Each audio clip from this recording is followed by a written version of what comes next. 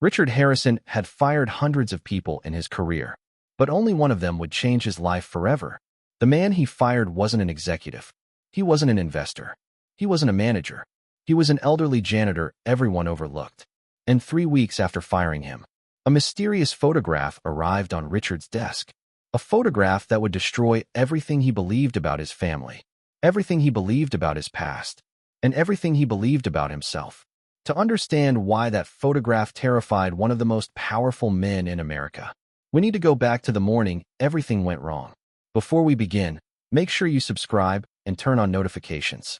Stories like this remind us that every person has a story, and sometimes the people we overlook become the people who change our lives forever. Now let's begin. Richard Harrison had built his entire life on one belief. People earn their place in the world. Nothing more. Nothing less. At 48 years old, Richard was one of the most respected business leaders in America. Financial magazines praised his brilliance. Investors trusted him with billions.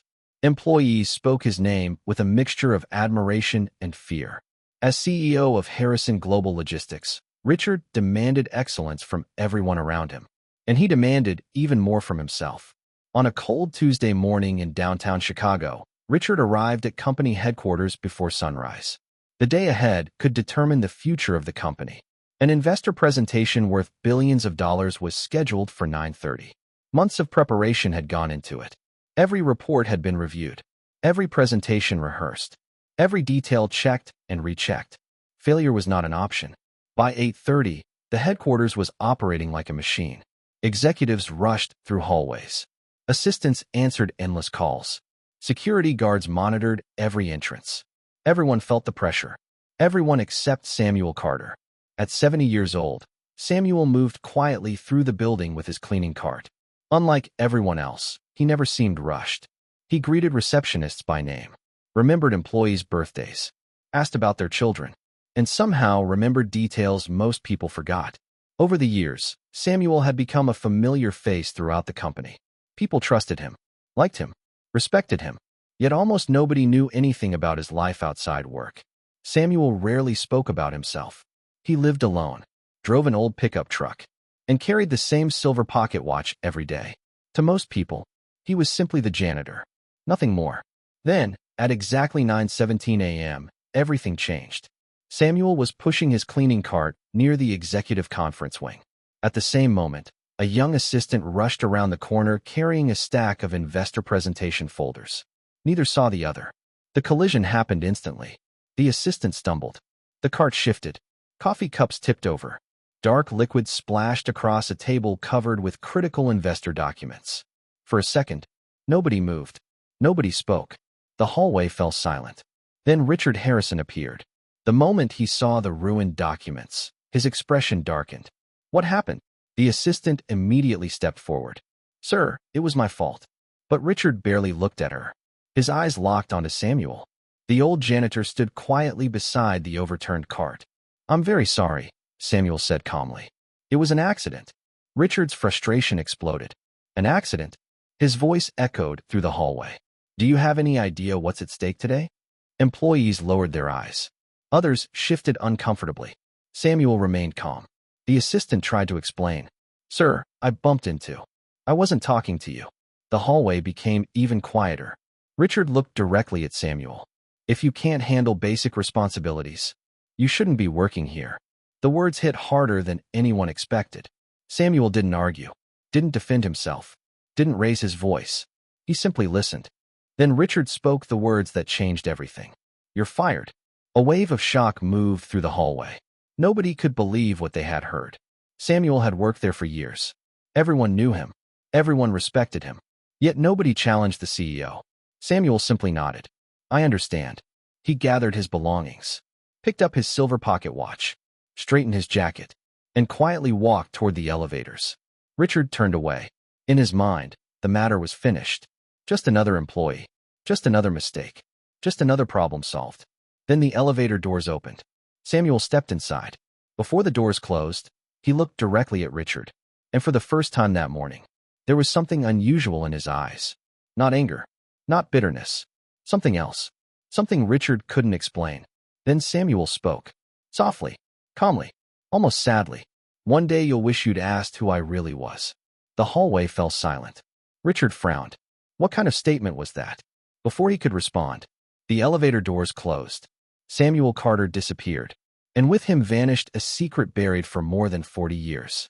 A secret that would soon force Richard Harrison to question everything he thought he knew about his family, his company, and himself. 3 weeks passed, and Richard forgot all about Samuel Carter. The investor presentation succeeded. The company's stock climbed. Business interviews resumed. New opportunities emerged. Life moved forward. Or at least, that's what Richard believed. Then one Monday morning, a package appeared on his desk. Small, wrapped in old brown paper. No return address. No sender. His assistant assumed it had arrived by courier. Richard almost ignored it. Almost. But something about the package felt strange. He untied the faded string, opened the wrapping, and froze. Inside was a single photograph. The moment he saw it, his stomach tightened. The photograph was old. Very old. Its colors faded by time. Its edges worn and damaged. It showed 3 people standing together. A young woman, a smiling man, and a baby wrapped in a blanket. Richard stared. His pulse quickened, because the young woman was someone he recognized immediately. His mother, Margaret Harrison, 40 years younger, holding an infant. Holding him. But that wasn't what shocked him. The shock came from the man standing beside her. Richard couldn't look away. The man looked exactly like him. The same eyes, the same jawline, the same smile. It was like staring at an older version of himself. Slowly, Richard turned the photograph over. For handwritten words appeared on the back. Ask your mother. A chill ran down his spine. And suddenly Samuel's final words returned to him. One day you'll wish you'd asked who I really was. For the first time in years, Richard Harrison felt afraid. Because something wasn't right. Something had been hidden from him. And he was determined to uncover the truth. That evening, Richard drove directly to his mother's home. The mansion that had always represented security now felt strangely unfamiliar. Margaret Harrison welcomed him inside. But the moment she saw the photograph, the color drained from her face. Her hands began to tremble. And Richard knew immediately. She recognized it. For several long seconds, neither spoke. Then Margaret whispered a name. Samuel. Richard's heart stopped. The photograph slipped slightly in his hand.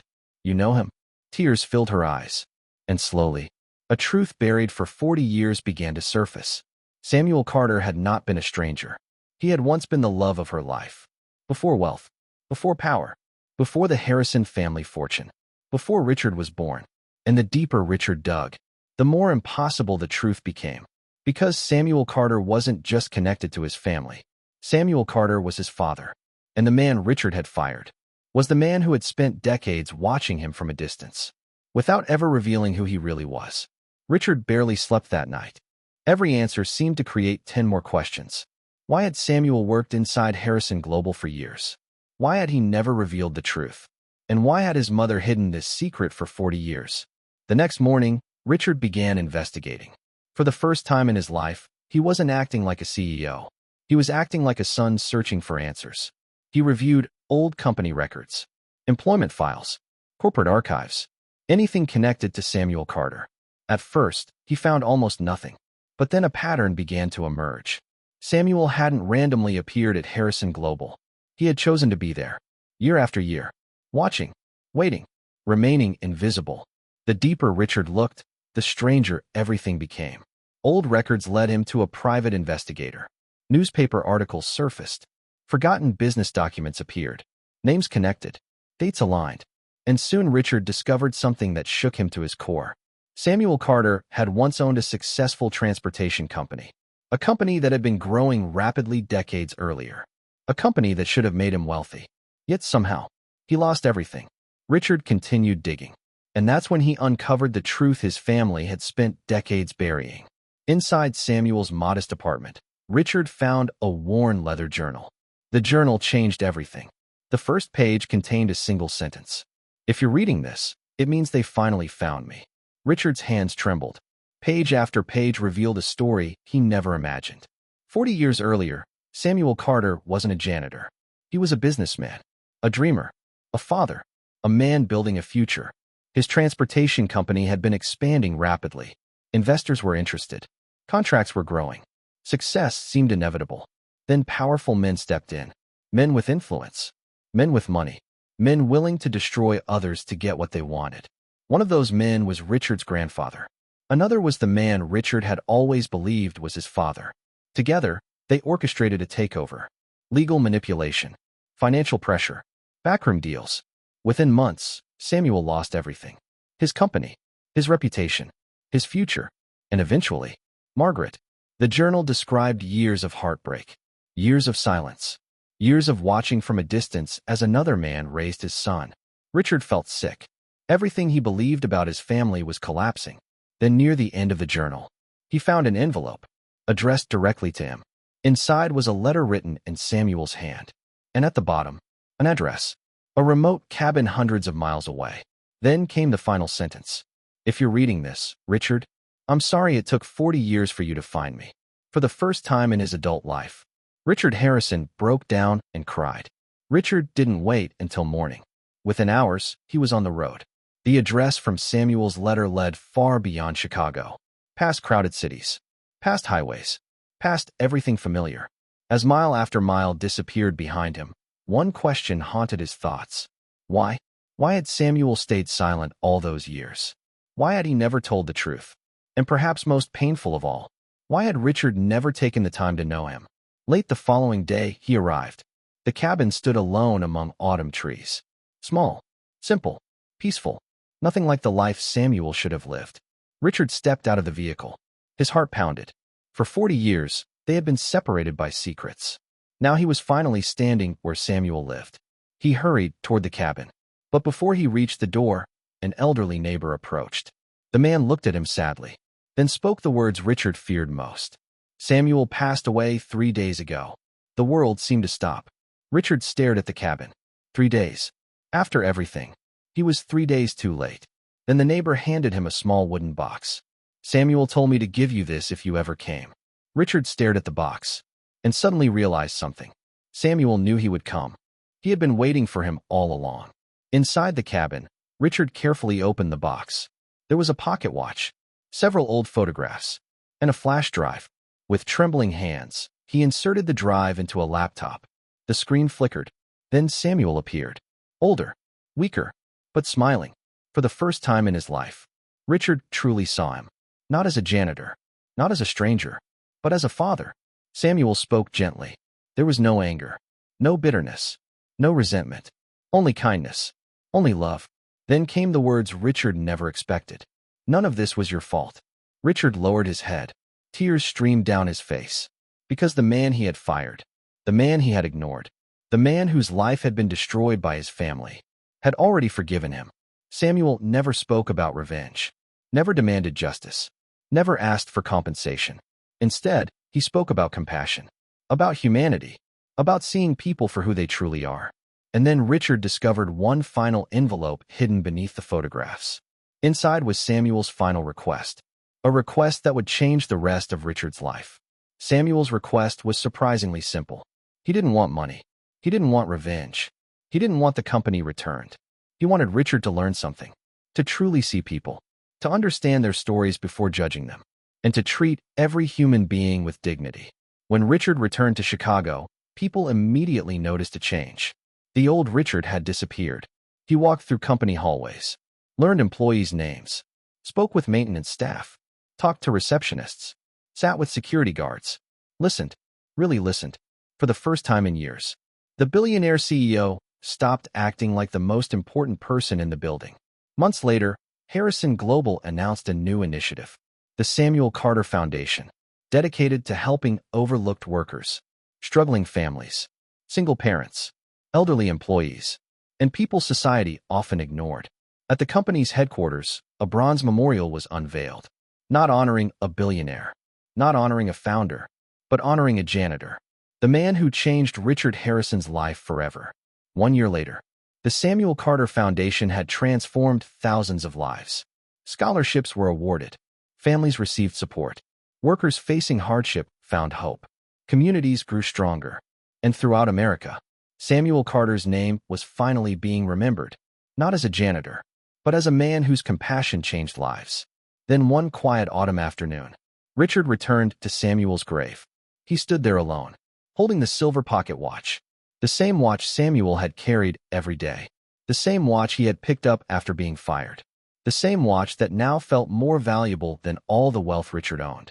He looked at the gravestone, thinking about the man he almost never knew. The man he had fired.